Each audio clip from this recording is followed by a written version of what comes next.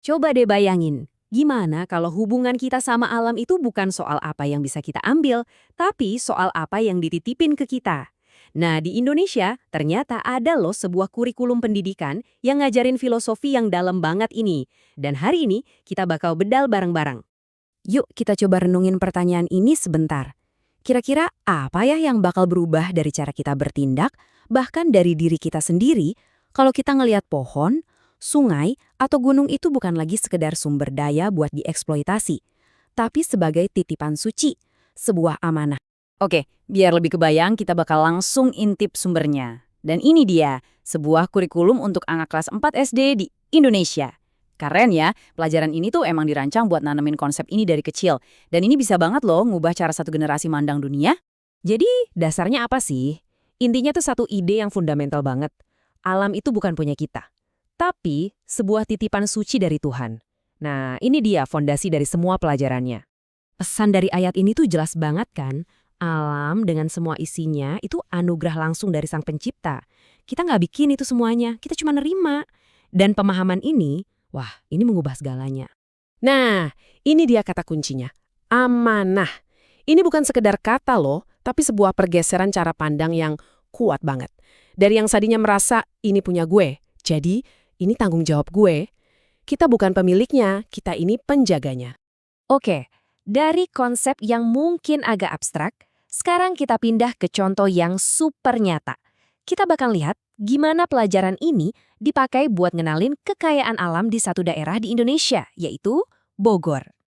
Nah, di pelajarannya, anak-anak diajak buat ngebedah kekayaan alam jadi dua kelompok simpel aja. Ada yang hayati, alias dari makhluk hidup, terus ada yang non-hayati, dari benda mati. Gampang kan? Yuk kita lihat contohnya di Bogor. Untuk yang hayati, anak-anak belajar soal apa yang tumbuh di sekitar mereka. Pasti tahu dong talas Bogor yang terkenal itu. Terus ada juga buah-buahan kayak manggis dan pala, plus sayur-mayur yang super seger dari puncak. Semuanya itu bisa tumbuh subur ya karena tanah vulkaniknya yang luar biasa. Nah, sekarang kita ke harta karun non-hayatinya. Ada perbukitan kapur yang jadi bahan baku semen buat bangunan-bangunan modern. Terus air terjun atau curug yang jumlahnya banyak banget dan indah-indah. Dan yang paling penting pastinya, sungai-sungai kayak Cilengsi dan Cikeas. Ini tuh ibarat urat nadi kehidupan di sana. Oke, setelah tahu apa aja kekayaannya, disinilah bagian paling penting dari pelajaran yang dimulai, yaitu aturan mainnya. Aturan etis tentang gimana kita seharusnya mengelola itu semua.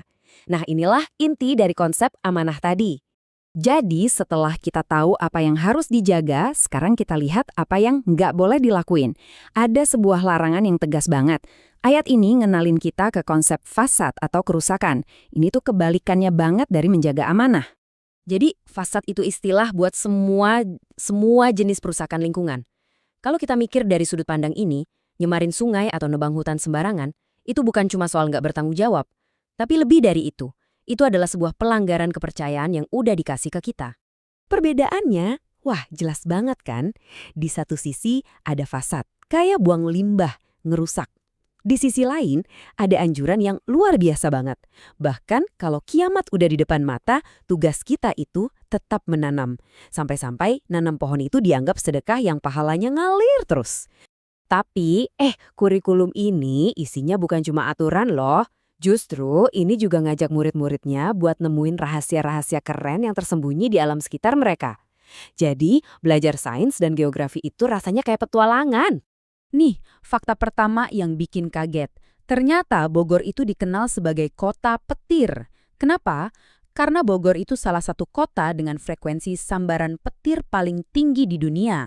Dan di pelajaran ini, hal itu dilihat sebagai tanda betapa dahsyatnya kekuatan alam. Terus, ada pertanyaan menarik lagi nih. Pernah kepikiran nggak? Jangan-jangan semen itu asalnya dari lautan purba?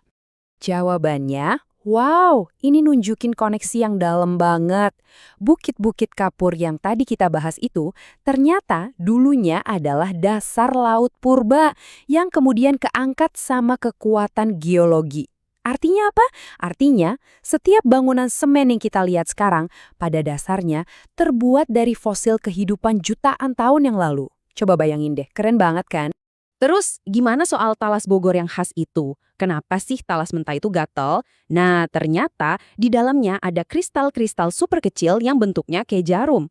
Pelajaran ini ngebongkar gimana kearifan lokal, kayak cara ngerendam atau ngukus talas, itu sebenarnya secara ilmiah lagi menjinakkan kristal-kristal itu. Jadi, yang tadinya bikin gatal bisa berubah jadi makanan yang enak dan aman. Kita tutup pembahasan kita dengan kutipan yang satu ini, yang menurut saya kuat banget. Ini tuh pesan tentang optimisme yang radikal dan tanggung jawab yang abadi. Gak peduli situasinya kayak gimana, tugas kita buat ngerawat bumi itu gak pernah selesai. Jadi pada akhirnya pelajaran ini bukan cuma buat anak-anak di Bogor kan? Ini pertanyaan buat kita semua. Mungkin bukan bibit pohon beneran, tapi bisa jadi bibit kebiasaan baru yang lebih baik buat lingkungan. Jadi, bibit apa nih yang bisa kita tanam hari ini sebagai bukti kita ngejalanin amanah kita?